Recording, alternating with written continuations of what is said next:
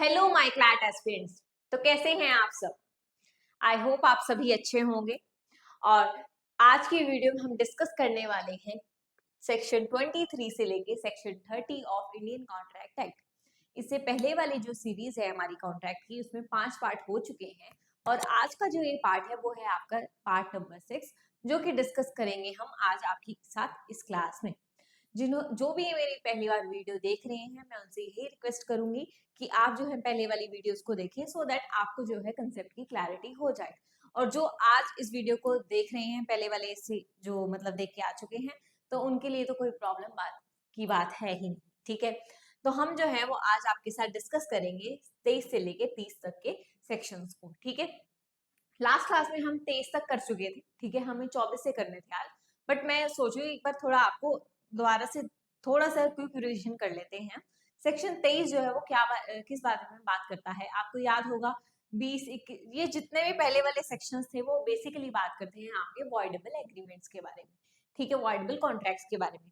और जो 24 से स्टार्ट होते हैं वो आपके सारे वॉइड एग्रीमेंट्स होते हैं। ठीक है, तो जो वॉइडेबल थे उसमें आपको पता है मिस्टेक ऑफ फैक्ट था, मिस्टेक ऑफ लॉ था, अनड्यू इन्फ्लुएंस था, कोर्जन था, फ्रॉड था, ठीक है, मिस रिप्रेजेंटेशन था। ये सब चीजें आपकी वॉइडेबल में आती हैं, यानी कि एक पार्टी के पास क्या होता है, राइट होता है। There is right at the option of one party to sue the other party in the court. ठीक है, अब सेक्शन 23 जो है वो बेसिकली इस बारे में बात करता है कि what considerations and objects are lawful and what are not। मतलब कि कौन सी कंट्री, हमने डिस्कस किया था कि जब भी कॉन्ट्रैक्ट को हम बनाते हैं एसेंशियल्स उसके होते हैं, तो उसमें लॉफुल ऑब्जेक्ट होना चाहिए, आपका लॉफुल कंसिडरेशन होनी चाहिए, मेजर होना चाहिए, पर्सन साउंड माइंड का होना चाहिए, है ना। तो उसमें से ही आपका एक तेज बात करता है कि कंसिडरेशन और जो आपकी ऑब्जेक्ट होते हैं वो आपके लॉफुल होने चाहिए। इट मीन्स कि वो अनलॉफुल नहीं होने चाहिए। ठीक है, तो an agreement is valid only if it is object and its object in consideration are lawful, it becomes unlawful if. यानी कि एग्रीमेंट और कंसिडरेशन लॉफुल होनी चाहिए, ऑब्जेक्ट आपका लॉफुल होना चाहिए। ठीक है, अगर वो अनलॉफुल बन जाते हैं, वो कब बन जाते हैं, अगर it is forbidden by law. Forbidden by law में आपका आईपीसी आएगा, दैट इज नाउ, जो कि अब क्या है आपका भारतीय न्याय संहिता। ठीक है, defeats the provision of any other law, कोई और जो लॉ है उसमें अगर इसके प्रोविजंस को डिफीट किया जा रहा है, उसके प्रोविजंस के अगेंस्ट में कोई एग्जिस्टिंग लॉ है, उसके अगेंस्ट में हम कोई और कॉन्ट्रैक्ट कर रहे हैं और वो कॉन्ट्रावेन करते हैं आपस में, तो डेफिनेटली जो पहले एग्जिस्टिंग लॉ है दैट विल प्रिवेल। ठीक है, फ्रॉडुलेंट है, अगर कोई ऑब्वियस सी बात है कि अगर आप धोखाधड़ी के साथ कॉन्ट्रैक्ट कर रहे हो, that is also not acceptable. Involves और इम्प्लाइज इंजरी टू पर्सन और प्रॉपर्टी, अगर कोई आप ऐसा कॉन्ट्रैक्ट कर रहे हैं जिससे एक पर्सन को इंजरी हो रही है या फिर किसी पर्सन की प्रॉपर्टी को इंजरी हो रही है, मतलब आपने मेरे साथ एक कॉन्ट्रैक्ट किया कि आप मुझे मैम पढ़ाएंगे और बदले में आपको जो है अपने जो नेबर, जो आपका नेबर है, आपका पड़ोसी है, उसे जो है वो 2 थप्पड़ मारने होंगे, साथ ही साथ उसके घर में से चोरी करनी होगी। Is it a valid, is it कह सकते हैं हम कि क्या ये सही है या फिर इज इट राइट और नॉट। एथिकली और मोरली अगर हम देखें तो इट्स वेरी रॉन्ग। ठीक है, और वही बात अगेंस्ट हमारी करती है इमोरल, अगर कोई भी ऐसी चीज जो इमोरल हो या फिर अपोज टू पब्लिक पॉलिसी हो, दैट इज ऑल्सो अगेन क्या हो जाएगा, आपका वॉइडेबल में आ जाएगा। इट मीन्स कि ऐसे एग्रीमेंट्स जो आपके कानून के खिलाफ हो, कोई एग्जिस्टिंग लॉ है उनके खिलाफ हो, फ्रॉडुलेंट हो, ठीक है, कोई ऐसी एक्टिविटी पर्सन को इंजर कर रहे हो या उसकी प्रॉपर्टी को इंजर कर रहे हो आप, उसके बाद कॉन्ट्रैक्ट में आते हो, या फिर अपोज टू पब्लिक पॉलिसी हो, तो उस केस में जो है वो आपका क्या रहेगा, वो कॉन्ट्रैक्ट जो है वो आपका डेफिनेटली वो क्या बन जाएगा, आपका एग्रीमेंट वैलिड नहीं होगा। ठीक है, इज इट क्लियर। नेक्स्ट अगर मैं एग्जाम्पल से समझाऊं आपको, तो देखो अनलॉफुल ऑब्जेक्ट मैंने आपको पहले भी बताया था, A agrees to pay B 10,000 if B kills C. मतलब ए जो है वो एग्री करता है कि ए बी को जो है 1,000 रुपए, सॉरी 10,000 रुपए देगा अगर वो जो बी जो है वो सी पर्सन को किल कर दे। अगेन जैसे आपने मेरे को कहा कि आप मैम मेरे को पढ़ाना, और बदले में आपको क्या करना पड़ेगा, अपने पड़ोसी को 2 थप्पड़ मारने पड़ेंगे, साथ ही साथ उसके घर में चोरी करनी पड़ेगी। बिल्कुल गलत बात है, वॉइड होगा बिकॉज ऑब्जेक्ट इज इलीगल। आपका जो ऑब्जेक्ट है, आपका जो मोटिव है वो क्या है, गलत है, इलीगल है। ठीक है, immoral consideration, X promises to pay Y money if Y helps X to live in adultery. Again void हो जाएगा बिकॉज इमोरल है. एडल्ट्री का मीनिंग आपको पता ही होगा, जो आपका section 390 that is I think 498 जो है वो आपका आईपीसी का जो अब स्ट्रक डाउन कर दिया था सुप्रीम कोर्ट ने, जो एडल्ट्री की बात करता है. तो जो एडल्ट्री की बात करते हैं वो उस केस में अगर एक हस्बैंड जो है और मतलब एक कपल है, हस्बैंड एंड वाइफ है, और वो जो है वो उसकी जो वाइफ है पर्सन की, ठीक है, तो उसकी वाइफ जो है किसी थर्ड पर्सन के साथ एक्स्ट्रा मैरिटल अफेयर करती है. तो पहले ये था कि जो वाइफ है, जो हस्बैंड है वो वाइफ को कुछ नहीं कहेगा, वो डाइवोर्स लेगा, ठीक है, मतलब एडल्ट्री के उस पे ग्राउंड पे, लेकिन उसके बाद वाइफ को कुछ नहीं कह सकता, वाइफ के खिलाफ कोई कार्रवाई नहीं होगी. और इंस्टेड ऑफ दिस जिस पर्सन के साथ उसने एक्स्ट्रा मैरिटल अफेयर किया उसके खिलाफ क्या हो जाएगी, कार्रवाई हो जाएगी. देखा जाए तो गलती तो दोनों की है, यानी कि उसकी वाइफ की भी गलती है और उसके हस्बैंड जो सॉरी उसके जो साथ एक्स्ट्रा मैरिटल अफेयर जिसके साथ उसने किया था, इट मीन्स कि he can be another persons husband और बॉयफ्रेंड भी हो सकता है उसका, ठीक है, वो इसका एक्स भी हो सकता है, दोबारा उसको उसने बॉयफ्रेंड बना लिया हो, कुछ भी चीज हो सकती है, उसका बेस्ट फ्रेंड हो सकता है. तो उन सब चीजों में जो है वो वहां पे वो दोनों जो है वो वाइफ बच जाती थी, हस्बैंड जो है वो लायबल हो जाता था, सॉरी थर्ड पर्सन लायबल हो जाता था. अब हस्बैंड जो है उसके पास पूरा राइट है कि वो दोनों के दोनों पर्सन को क्या करेगा, उसके खिलाफ केस करेगा, उनको जो है पनिशमेंट के लिए वो लायबल मानेगा. ठीक है, तो ये एडल्ट्री वाला था, इसमें पहले जो वाइफ थी वो लायबल नहीं होती थी, लेकिन अब जो है वो वाइफ भी लायबल हो चुकी है. ठीक है, तो इसमें हम केस डाल सकते हैं, हस्बैंड के पास पूरा राइट है, क्योंकि हम देखा जाए तो अब जो हमारे कानून ऐसे आ रहे हैं कि वो जेंडर न्यूट्रल रहते हैं. ठीक है जी. नेक्स्ट सेक्शन आपका अब बात करते हैं आपके जितने भी वॉइड एग्रीमेंट्स है. सेक्शन 24 बात करता है agreements void if considerations and objects unlawful in part, यानी कि कोई भी ऐसे एग्रीमेंट वॉइड माने जाएंगे अगर उनके कंसीडरेशन और ऑब्जेक्ट जो है वो क्या हो, अनलॉफुल हो इन पार्ट. इट मींस कि कुछ पार्ट में वो लॉफुल है और कुछ पार्ट में वो अनलॉफुल है. कैसे हो सकता है, ए ने बी को बोला कि जैसे सही वाली बात है, ए ने बी को बोला कि आपको जो है वो मैं अपना मकान बेचने वाला हूँ, तो आप मेरे मकान को खरीद लीजिए 50 लाख में, लेकिन साथ ही साथ जो है वो 50 लाख में का मकान है तो मैं आपको बदले में 50 लाख रुपए दूंगा. ठीक है, और साथ ही साथ आपको जो है वो क्या करना पड़ेगा, मैं आपको मकान तो दे दूंगा 50 लाख में, लेकिन देखा जाए तो उसकी वैल्यू 80 लाख की है, तो उसके बदले में आपने जो है वो क्या करना, उसकी भरपाई के चक्कर में आप क्या करना, मतलब उसकी भरपाई के बदले में you have to do a crime. कोई भी क्राइम, जैसे कि उसको क्या करना, वो एक ही दुश्मनी थी किसी अपने पुराने दोस्त से या किसी भी पर्सन से एक ही दुश्मनी थी, ठीक है, उससे प्रॉपर्टी का डिस्प्यूट था, कुछ भी लगा सकते हैं.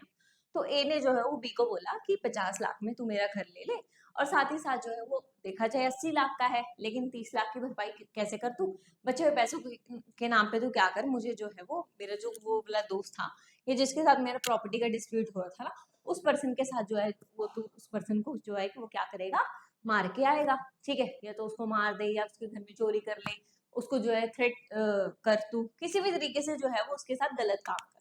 अब देखा जाए तो 50 लाख जो उसके साथ वो बेच रहा है घर को अपने, ठीक है, तो वो तो इतना तो लीगल पार्ट है. ठीक है, एक घर को बेचना और खरीदना is a legal thing, is a valid thing, लेकिन उसके बाद ही अगर नेक्स्ट पार्ट पे हम बात करते हैं कि उसे जो है वो क्या करना पड़ेगा, साथ ही साथ घर खरीदने के साथ ही साथ उसे क्या करना पड़ेगा, उसके जो पुराने उसके दुश्मन थे जिनके साथ उनका डिस्प्यूट था उसको मारना पड़ेगा. तो ये तो बहुत गलत बात है.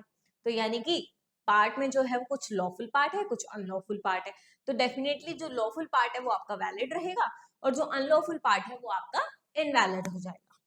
ठीक है, एग्जाम्पल से समझते हैं इसको.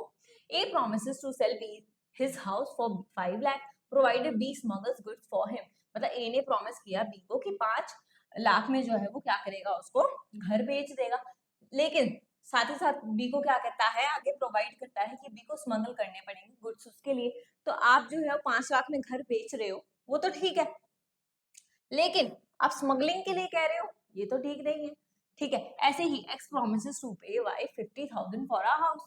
एक्स जो है वो क्या करता है, 50,000 के लिए जो है वो 50,000 पे करता है वाई को एक घर के लिए, साथ ही साथ वो क्या करता है 10,000 जो है एक्स्ट्रा करता है for committing fraud against Z. Entire agreement जो है आपका वॉइड हो जाएगा. क्यों, क्योंकि एक्स ने जो है वो 50 लाख रुपए जो है वो वाई को दिए हैं, एक घर के लिए, साथ ही साथ 10,000 रुपए जो है एक फ्रॉड करने के लिए दे रहा है उसको। तो फ्रॉड करने के लिए आप जो उसको पैसे दे रहे हो वो टोटली गलत बात है, इसको हम वैलिड नहीं मानेंगे। ये आपका फ्रॉड अगर कर रहे हैं तो वो ऑटोमेटिकली आपका वॉइडेबल एग्रीमेंट हो जाएगा। ठीक है जी। नेक्स्ट बात करता है आपका सेक्शन 25।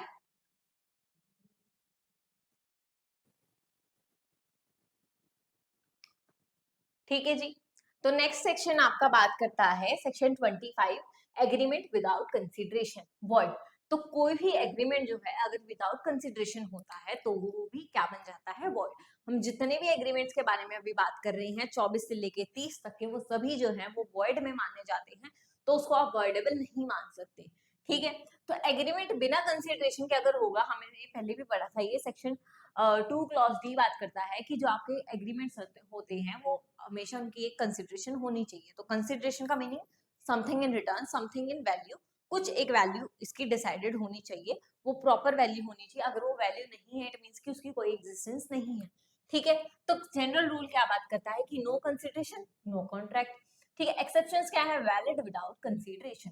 तो वैलिड जो अब इसने बोला कि यहाँ तक तो जो है वो सिंपल सी बात है कि कंसिडरेशन नहीं है तो कॉन्ट्रैक्ट नहीं है, लेकिन इसके कुछ एक्सेप्शंस हैं। वो 3 एक्सेप्शंस क्या हैं, एक एक करके समझते हैं। पहली एक्सेप्शन बात करता है agreement made on contract of natural love and affection in writing and registered. यानी कि अगर आउट ऑफ लव अगर आप क्या कर रहे हो, सपोज करो बर्थडे गिफ्ट देना है मुझे अपनी सिस्टर को, तो इट मीन्स कि मैं आउट ऑफ लव अफेक्शन दे रही हूँ उसे गिफ्ट, तो उसको तो मैं एक तरीके से एग्रीमेंट नहीं मान सकती, उसमें तो कोई कंसिडरेशन ही नहीं है। ऐसे ही कोई भी एग्रीमेंट आपने क्या किया है, नेचुरल लव में अफेक्शन में किया है और उसके बाद रजिस्टर किया है, जैसे कि एग्जाम्पल से समझते हैं इसमें क्या बात करते हैं। जब एक फादर जो है अपने बच्चे को जो है उसके नाम पे अपनी विल कर जाता है, एक डीड लिखता है कि मेरी जितनी भी सारी की सारी प्रॉपर्टी है मैं अपने बेटे को जो है अपने बेटे के नाम करके जा रहा हूँ, क्योंकि ये सबसे आज्ञाकारी पुत्र है। तो इसीलिए जो है वो क्या करते हैं, नेचुरल लव में उसे दे देते हैं। तो यानी कि उसमें कोई कंसिडरेशन नहीं है, उसका बेटा उनसे वापस कुछ डिमांड नहीं कर रहा, तो वो डेफिनेटली आपका क्या होगा, वैलिड एग्रीमेंट होगा। Promise to compensate for a voluntary service, मतलब कि आपने क्या किया कि आपने कोई एक ऐसी वॉलंटरली अपनी मर्जी से एक ऐसी सर्विस प्रोवाइड करी जिसमें कहीं ना कहीं आपको लगता है कि पे करना बहुत जरूरी बनता है। ठीक है। मतलब कि एक पर्सन जो है वो मान लो डूब रहा है, तो उसको बचाने के लिए आपने क्या किया है, बचाया है उसको, तो बदले में बाद में आपको पैसे मिल सकते हैं। ठीक है। ऐसे ही मान लो किसी घर में आग लग गई, आग लगने के बदले में किसी बच्चे को आप बचा रहे हो, तो उसमें आपकी खुद से आपने उसमें क्या किया, अपना कॉन्ट्रीब्यूशन दिया है, तो वहां पे जो आपको एक ब्रेवरी अवार्ड मिल जाता है, कहीं ना कहीं देखा जाए तो क्या ये कहीं में आपकी वो थी कि मुझे इसके बदले में बहादुरी का अवार्ड मिलेगा, मुझे पैसे मिलेंगे, लेकिन नहीं, आपने जो है वो आउट ऑफ लव कह सकते हैं, आउट ऑफ जो है वो एक वॉलंटरी सर्विस अपनी मर्जी से आपने क्या किया है, अपनी विल से एक सर्विस प्रोवाइड करी है, सोशल सर्विस प्रोवाइड करी है, सो दैट सामने वाला बंदा जो आग में जूझ रहा है उसको बचाया जा सके, उसकी जान को। अब आपके मन में कोई भी कंसिडरेशन के लिए नहीं था कुछ भी इंटरेस्ट कि मुझे उसके बदले में ब्रेवरी अवार्ड मिलेगा, मुझे उसके बदले में जो है वो वीर चक्र मिलेगा या फिर समथिंग एल्स, या मेरे को उसके बदले में पैसे मिलने वाले हैं, घर मिलने वाला, कुछ भी नहीं था। आपने आउट ऑफ क्या किया है, सोशल सर्विस उसको खुद की मर्जी से प्रोवाइड की है। ठीक है। प्रॉमिस टू पे अ टाइम बार डेब्ट इन राइटिंग एंड साइट, मान लो कि आपने बोला है कि ए ने बी के साथ कॉन्ट्रैक्ट किया कि 30 दिनों के अंदर अंदर जो है मेरे को तेरे को पैसा देना है, लेकिन समहाउ किसी रीजन की वजह से वो पैसा नहीं दे पाया, टाइम खत्म हो गया, तो आप जो है प्रॉमिस करते हो कि टाइम खत्म होने के बाद भी जो आपके ऊपर कर्जा है उसको आप राइटिंग में या फिर साइन करके दे देते हो, मैं बाद में इसको पे कर दूंगा। तो वो सारी कंसिडरेशंस आपकी क्या होती हैं, वैलिड होती हैं। ठीक है। एग्जाम्पल देखो, A out of nature love promises in writing register to give his son 1 lakh, अपने बेटे को 1 लाख रुपए दे रहा है, वो अपनी मर्जी से दे रहा है, कोई दिक्कत की बात नहीं है। B voluntary saves a child from drowning, B ने जो है वो ए के बच्चे को अपनी मर्जी से सर्विस प्रोवाइड करी और उसको डूबने से बचा लिया। ए प्रॉमिस करता है कि वो 500 रुपए देगा, ठीक है जी, वैलिड बात है, कोई बात नहीं, कर लेना जी, क्या दिक्कत की बात है, मुझे दे देना, मुझे कोई दिक्कत की बात नहीं है। ठीक है। अब ऐसा नहीं कि भाई आप सोचो मन में कि भाई हाँ कोई बंदा डूबता हुआ दिखना ही चाहिए मेरे को ताकि मैं जो है इसको बचा लूं और फिर बाद में मेरे को पैसे मिल जाए, ऐसा नहीं करना। हरिद्वार में जाते हैं तो कई बार ऐसा होता है, पानी का इतना बहाव हो जाता है कि इतना तेज बहाव होता है, ठीक है, तो बंदा जो है वो डूब जाते हैं। जिनको तैरना भी आता है तो वो भी नहीं कर पाते। तो आप ऐसा मत सोचना कि यार अब तो वहीं जाके खड़ा हो जाता हूँ मैं, खड़ी हो जाती हूँ, कोई ना कोई डूबता हुआ मिल ही जाना चाहिए मेरे को। और उसके बाद जैसे ही वो मतलब कि मैंने उसको बचा लिया और मेरे को जो है पैसे मिलेंगे 5,000 रुपए, 10,000 रुपए, क्योंकि मैंने उसके बच्चे की, उसकी बीवी की या उसके माँ बाप की जान बचाई है। ऐसा कभी नहीं सोचना। ये आपकी कहीं ना कहीं क्या है, इसमें खुद का एक कंसिडरेशन है, एक खुद का बेनिफिट देख रहे हो आप, एक अनफेयर एडवांटेज देख रहे हो। दूसरे बंदे को नुकसान करके जो है वो आप कुछ भी एडवांटेज गेन नहीं कर सकते। अगर वो कर रहे हो इट मीन्स कि वो आप क्या है, सेल्फिशनेस में अपना काम कर रहे हो। ठीक है, नेक्स्ट बात करते हैं आप। ठीक है जी, हाँ जी, सेक्शन 26 क्या बात करता है, agreement in restraint of a marriage void. Every agreement that restrains the marriage of any person except a minor is void. अब किसी भी माइनर के साथ शादी की जा रही है तो डेफिनेटली वो तो क्या है, माइनर के साथ शादी करना, माइनर के साथ कॉन्ट्रैक्ट करना गलत है। लेकिन हमारे कुछ स्टेट्स में जो है वो चाइल्ड मैरिज को जो है वो एक्सेप्ट किया जाता है। ठीक है, तो इन्होंने ये बोला है कि आप एक ऐसा एग्रीमेंट कर रहे हो जिसमें रिस्ट्रिक्शंस लगा रहे हो कि जो मैरिज हुई है एक पर्सन की सिर्फ माइनर को छोड़ के, क्योंकि वहां पे उस बंदे को जो है वो इतनी समझ ही नहीं होती कि वो कॉन्ट्रैक्ट किसके साथ क्या करे। ठीक है, तो उसको छोड़ के जो है वो क्या होगा, वॉइड हो जाएगा। यानी कि एक बच्चे की बिना कंसेंट के या कंसेंट के साथ आप कर रहे हो तो ठीक है, अदरवाइज आपने जो है एक मेजर के साथ ऐसे जो है रिस्ट्रिक्शंस पुट ऑन की है कि तेरे को इसके साथ शादी करनी पड़ेगी या नहीं करनी पड़ेगी, तो डेफिनेटली वो वॉइड हो जाएगा। एग्जाम्पल देखो इसका, बहुत इंटरेस्टिंग है। X promises to marry Y only if Y never marriage before the age of 25। X ने वाई को प्रॉमिस किया, एक्स ने जो है वो, एक्स ने वाई को प्रॉमिस किया कि वाई को जो है वो पैसे देगा अगर वाई जो, सॉरी, एक्स प्रॉमिस करता है कि वो वाई से शादी करेगा, तभी करेगा अगर वाई जो है वो शादी ना करे 25 साल तक की उम्र में। मतलब 25 साल तक का हो जाए, 25 साल से पहले पहले उसको क्या है, शादी नहीं करनी, तो उसके साथ वो शादी करेगा। उसने रिस्ट्रिक्शंस लगा दी उसके ऊपर, रिस्ट्रिक्शंस लगा दी तो वो डेफिनेटली क्या है, आपका वॉइड हो जाएगा। ठीक है, एक और देखते हैं। A agrees to give B 50,000 if B does not marry C. पहले आपने कह दिया 25 साल तक की उम्र में शादी नहीं करनी, उसके बाद ही करनी है। दूसरे में आपने कह दिया कि कुछ और ही कह दिया कि मेरे साथ शादी करेगा ना तो उसके बदले में तेरे को तब शादी करूंगा मैं तेरे साथ, या फिर तब तुझे जो है कंडीशन लगा दी है शादी की कि तू तीसरे पर्सन से शादी नहीं करेगा। ए ने एग्री कर दिया कि वो बी को 50,000 रुपए बहुत ज्यादा है। ठीक है, अगर बी जो है वो सी से शादी ना करे, यानी कि अगर ऐसा कह देते हैं, मम्मी ने मेरे को कह दिया कि मम्मी ने मुझे कहा कि तेरे को जो अपने बॉयफ्रेंड से शादी नहीं करनी, अगर तू जो है, मैं तेरे को जो है वो 50,000 रुपए दूंगी अगर तू अपने बॉयफ्रेंड से शादी ना करे। सेम बात, तो ये क्या चीज होगी, गलत हो गई। या फिर मम्मी पापा मुझे कह रहे हैं कि या किसी और बंदे ने मुझे बोला है कि तेरे को जो है वो 30 साल तक की उम्र में शादी नहीं करनी। मेरा तो सपना है यार 25-26 साल की उम्र में शादी करके सेटल हो जाऊं, लेकिन यहाँ तो मेरे ऊपर रिस्ट्रिक्शंस लगाई जा रही है, तो बहुत गलत बात है। ठीक है, सेक्शन 27 पे चलते हैं। वो बात करता है agreement in restraint of a trade और वॉइड। मतलब कि पहले बात थी शादी के ऊपर रिस्ट्रिक्शन लगाना, वॉइड हो जाएगा। अब हम ट्रेड कर रहे हैं, बिजनेस कर रहे हैं कुछ, तो उसमें भी मेरे ऊपर रिस्ट्रिक्शंस लगाई हैं, तो वो भी गलत है। तो कोई भी एग्रीमेंट जो रिस्ट्रेन करता है पर्सन को from exercising a lawful profession, trade, business, और वो इज वॉइड।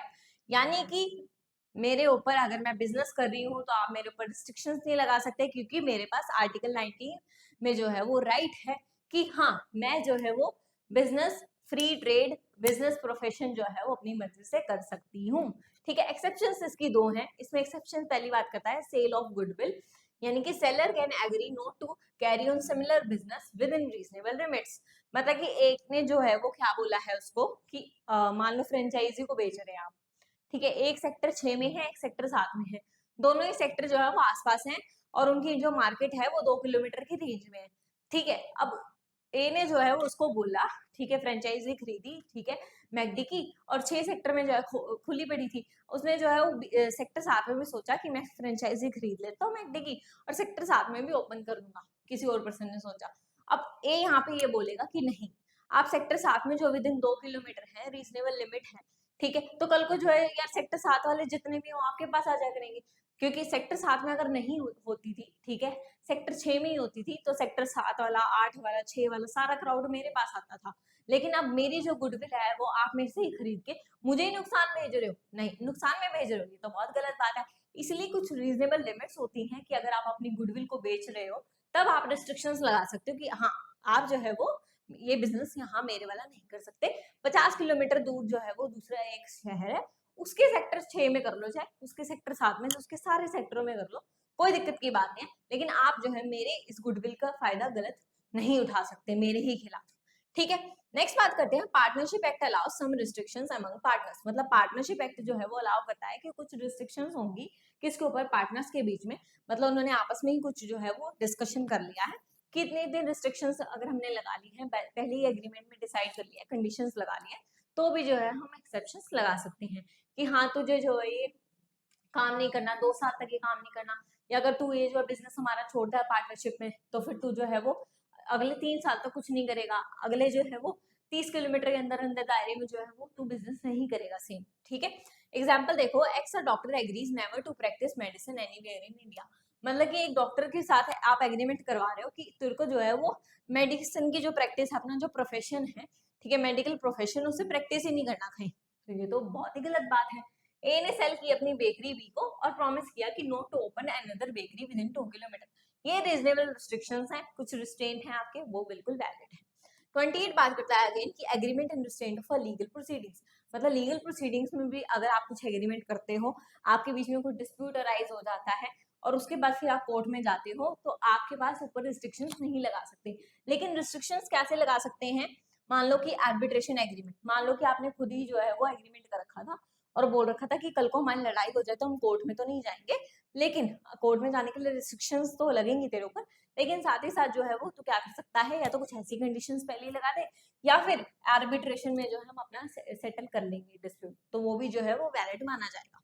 ठीक है, A and B agree that if a dispute arises they will not go to court. ऐसा क्या होगा भैया, हम क्या एग्रीमेंट हमने कर लिया तो हम कभी डिस्प्यूट भी तो हो सकता है हमारे बीच में, हमारे फैमिली मेंबर्स के बीच में भी होता है, तो ऐसा तो कभी हो ही नहीं सकता कि हमारे बीच में डिस्प्यूट कभी ना हो। लाइफ तो बड़ी अनसर्टेन एंड अनप्रेडिक्टेबल है, तो आप जो है वो ये नहीं कह सकते कि आप कोर्ट में नहीं जाओगे, बहुत गलत बात है। लेकिन एक्सेप्शन क्या बात करती है, A and B agree to settle dispute through arbitration instead of court. पहले ही उन्होंने कर लिया कोर्ट में नहीं जाएंगे, ठीक है जी, ठीक है, कोर्ट में जाना आपका अधिकार है, लेकिन उसकी बजाय हम क्या करते हैं, आर्बिट्रेशन में कर लेंगे। यार तेरा भी इतना ब्योत नहीं है, मेरे भी पास भी इतनी भी वो नहीं है गुडविल, ये एसेट्स की मैं जो है वो कोर्ट में केसेस लड़ता हूँ। ठीक है, सेक्शन 29 बात करता है agreement void for uncertainty. Uncertainty का मतलब क्या होता है, कुछ भी एग्रीमेंट्स होते हैं वो अनसर्टेन होते हैं, तो उन्हें जो है मतलब कि वो क्या होते हैं, हो भी सकते हैं नहीं भी हो सकते, तो उन एग्रीमेंट्स को आप वॉइड मानोगे। ठीक है, वेग हो, अनसर्टेन हो, एक्सेप्टेबल कैपेबल ना हो समझने के लिए कि सर्टेन होगा या नहीं होगा, तो वो सारे क्या है वॉइड में आएंगे। A agrees to sell B 100 tons of oil without specifying the oil. मतलब आप जो है बी को बोल रहे हो कि तेल बेचोगे, लेकिन स्पेसिफाई नहीं किया कौन से तेल को बेचोगे। ठीक है, सेक्शन 30 बात करता है agreement by way of the wager, वो भी वर्ड होंगे। वेजर का मतलब क्या होता है, agreement where two or more persons agree that upon happening of an uncertain event one shall win or other shall lose. मतलब कि अगर हम सिंपल भाषा में बात करें तो वेजरिंग का मतलब होता है, वेजरिंग कॉन्ट्रैक्ट का मतलब होता है, वेजर का मतलब होता है एक पर्सन जो है दूसरे पर्सन से कुछ कंडीशंस लगा रहा है, शर्त लगा रहा है। ठीक है, तो वेजरिंग एग्रीमेंट होता है, ठीक है, शर्त लगा रहे हो, लेकिन उसमें कुछ कंडीशंस होती हैं, वो आपकी फुलफिल होनी चाहिए, और आप जो कंडीशंस लगा रहे हो वो अनसर्टेन इवेंट पे लगा रहे हो, मतलब कि आपको पता ही नहीं है कोई बंदा मैच जीतेगा या नहीं जीतेगा, ये जो है गेम हारेगा या जीतेगा, हमें कुछ नहीं पता। तो एसेंशियल्स क्या होना चाहिए, अनसर्टेन होना चाहिए, हमें पता ही नहीं, प्रेडिक्ट ही नहीं कर पाएंगे हम कि आज इंडिया का मैच है, हमें क्या पता इंडिया जीतेगी या पाकिस्तान। कंट्रोल नहीं है हमारे इवेंट के ऊपर, बेटिंग वगैरह नहीं लगा रखी आपने। म्यूचुअल चांस ऑफ गेन और लॉस, मतलब कि ऑब्वियसली एक साइड से अगर एक पार्टी जीतेगी तो दूसरी पार्टी हारेगी, और दूसरी पार्टी अगर जीतेगी तो पहली पार्टी हारेगी। ठीक है, एक्सेप्शंस क्या है इसकी, horse ride racing with prize, ठीक है, 500 or more, state permitted insurance contract not वेजेस। मतलब कि अगर आपने जो हॉर्स रेसिंग वाली अपनी गेम्स होती हैं देखी होंगी आपने, तो उसमें लोग जो है वो लगाते हैं कि आज जो है वो मेरा घोड़ा बेस्ट है, लास्ट ईयर भी जीता था, इस बार भी जीतेगा, फिल्मों में भी दिखाते हैं और कुछ ऐसी गेम्स भी होती है। तो हॉर्स रेसिंग जो है हमारी एक्सेप्शन में आता है, तो वहां पे अगर पैसा लगाया जा रहा है, ठीक है, सट्टेबाजी की जा रही है, बेटिंग लगाई जा रही है, तो वो आपका वैलिड माना जाएगा। ठीक है, A and B bet 1000 on India winning a cricket match, void है, नहीं पता कौन जीतेगा। X take insurance policy for his car, insurance policy ली उसने कार के लिए, वैलिड है बिकॉज इंश्योरेंस जो है वो वेजिंग में नहीं आता। ऐसे ही कुछ आपकी स्किल बेस्ड काम होता है, उसमें भी वेजिंग में नहीं आता वो, और साथ ही साथ जो आपका हॉर्स रेसिंग है वो भी आपका वेजरिंग कॉन्ट्रैक्ट में नहीं आता। आई होप आपको यहाँ तक क्लियर हुआ होगा। हम नेक्स्ट की वीडियो में डिस्कस करेंगे जो कंटिंजेंट कॉन्ट्रैक्ट है उसके बारे में। तब तक के लिए अपना ध्यान रखिए और अपनी प्रिपरेशन को जो है वो करते रहिए।